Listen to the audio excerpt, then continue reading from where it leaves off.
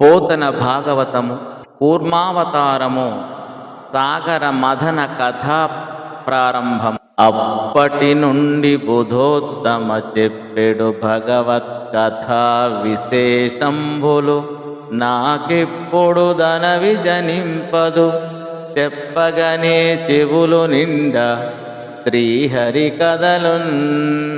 ఉత్తమ పండితుడవు అయిన సుఖమహర్షి, భగవంతుడి కథలు ఎన్ని చెప్పినా నాకు తృప్తి కలగదు, చెవులారా వింటాను, విష్ణు కథలు ఇంకా చెప్పండి అని వేడుకున్నటువంటి సందర్భంలోనిది ఈ పద్యము అని ఇలా అడిగిన పరీక్షిత్ మహారాజు యొక్క మాటలు విని సంతోషించి సుఖమహర్షి విష్ణు కథలను చెప్పడానికి పూనుకున్నాడు అని చెప్పి సూత మహర్షి సౌనకుడు మున్నగు మహర్షులతో మరలా ఇలా చెప్పసాగాడు.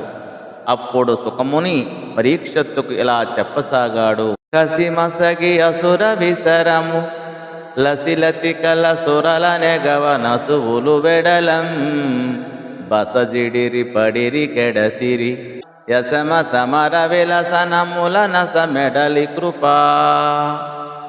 రాజా పరీక్షత్తు, రాక్షసమూకలు విజృంభించి ఆయుధాలు ధరించి దేవతలను మించి గట్టి యుద్ధాలు చేశారు.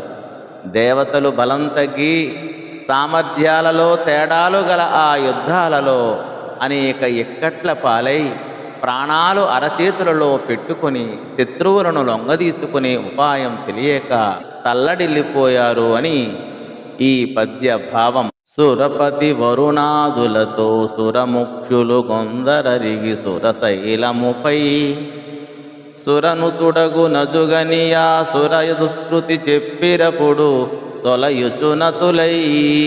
అలాంటి యుద్ధాల సందర్భంలో వరుణుడు మున్నగు దేవతా ప్రముఖులతో కూడి దేవేంద్రుడు మేరు పర్వతానికి వెళ్ళాడు.